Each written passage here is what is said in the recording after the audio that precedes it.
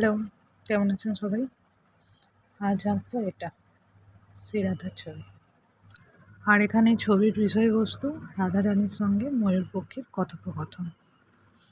তবে কী কথোপকথন হচ্ছে আর আদৌ কখনো কথোপকথন হয়েছিল কিনা তা কিন্তু আমি জানি না। এসবই কল্পনা আর ছবির সৌন্দর্য। তা যাই হোক, ছবিটা আমি এখানে জল রঙের মাধ্যমে করার চেষ্টা করেছি। ছবিটি আপনাদের কেমন লাগছে অবশ্যই জানাবেন। Thank you.